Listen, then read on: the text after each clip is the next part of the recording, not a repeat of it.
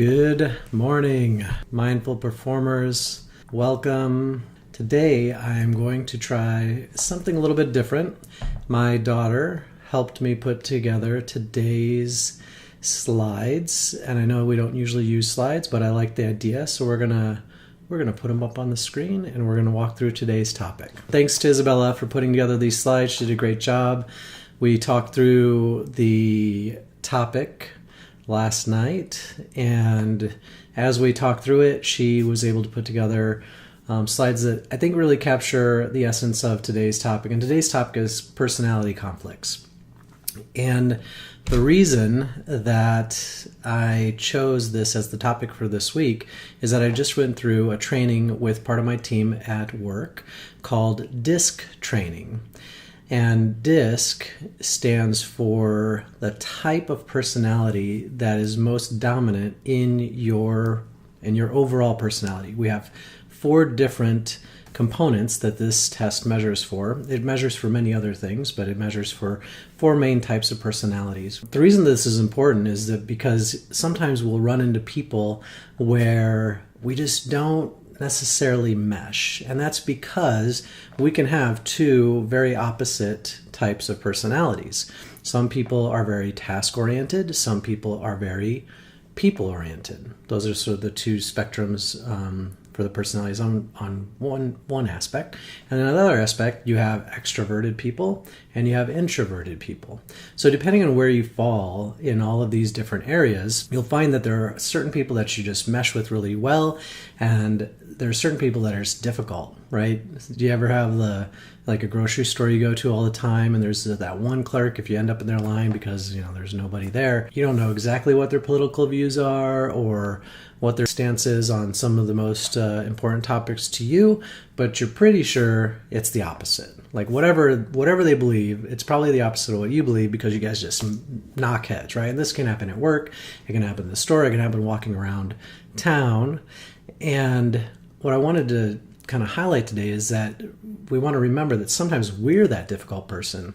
I love how Isabella captured that on the slide here, that it may be us being that difficult person for somebody else, and we don't even realize it. The good news is that by practicing a little bit of mindfulness in our discussions with people and our interactions on how our relationships unfold, we can actually make small adjustments that allow us to have much easier interactions, much better conversations, more productive work environments. So how do we do that? Well, as Isabella has captured here, there's nothing to be ashamed of. If you find that there's personality conflict with somebody, we can adjust, right? And sometimes if we are not realizing it's us, we may just be there to teach somebody a lesson that maybe it's time for them to adjust, or eventually we get the hint that we have to adjust something. So it's important that we practice mindfulness in order to go from this type of interaction where the communication just isn't there. We're talking to somebody and they seem, maybe we're a personality style that enjoys connection. So here's the 4 personality styles. I'll go into that a little bit. So you have a decisive or dominant. You have interactive or influential. You have stabilizing or steady, and then you have cautious or conscientious. And you can have a mix. Everybody has a mix of these, but there's usually 1 or 2 that are very dominant in a person. And so by knowing that decisive people are very task-oriented and they're just going to go from one task to the next, they're not really worried about the people portion of it. They're just going to keep on looking at that list and going down the list, right? They don't want a lot of small talk. They don't want a lot of personal interaction. They just want to move forward. Interactive people, not as much task-oriented. They can get things done, but they're really going to want that connection. They're going to want to be able to talk to you. Stabilizing people are, very patient, predictable. Sometimes they can be complacent. So there's all sorts of things that you can learn about yourselves by taking this test and taking a look at it. And then cautious people, they want all the details, they want to know why, they want to follow the rules. And so as we come across different personality types, we can actually change the way that we interact, right? Somebody that may need more details, we can take the time to provide them with some of those details, even if it's not in our normal nature. If somebody seems short or not really into the small talk, and you're one of those high people where you really want to interact and talk, well, maybe we take it down a notch. Just give them the opportunity to work on the task at hand. And then we can go from the conflict to happy interactions. I love the picture that Isabella picked for this one. Be happy, live happy. That's the trick, right?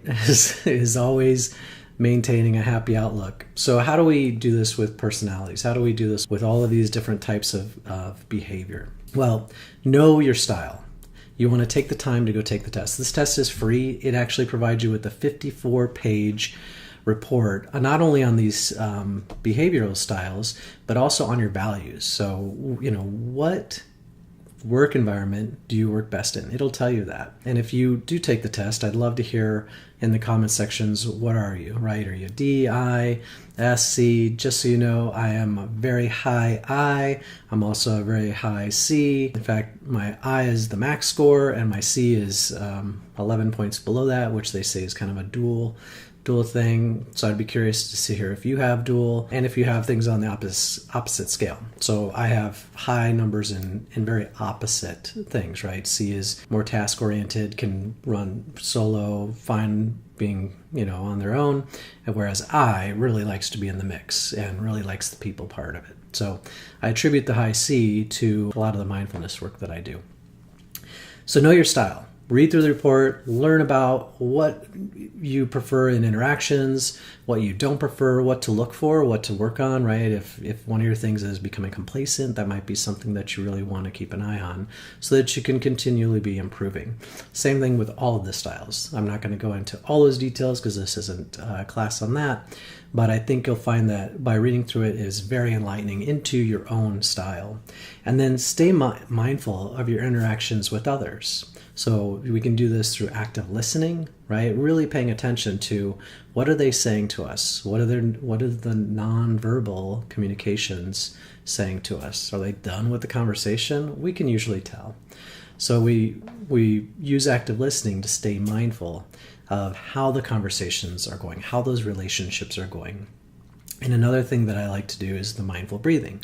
So at the beginning of every meditation on this live stream, we do 3 deep breaths into the belly. A lot of times at the beginning of a meeting or conversation, I will purposely take those deep breaths, at least 1 or 2 deep breaths into my belly. And that just allows me to sort of center, make sure that I'm able to listen actively to this person and see how the conversation is going. Are they done with small talk? Do they need more small talk? Do they need the reasons why? Do they need the details?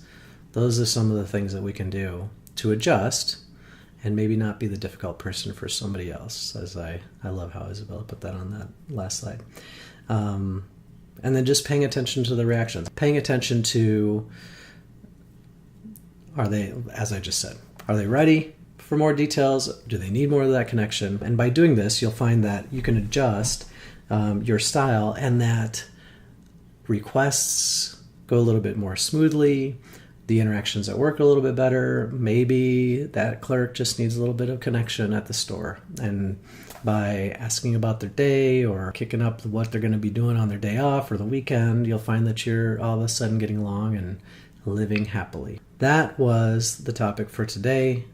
I will post a link to the DISC test. It's actually out on Tony Robbins' website, and it's a very simple test. It maybe takes 15 minutes. And as I said, I would love to hear what your personality type is in the comments of the video. Thank you for being here. If this topic was helpful, please be sure that you are sharing the video to your social media.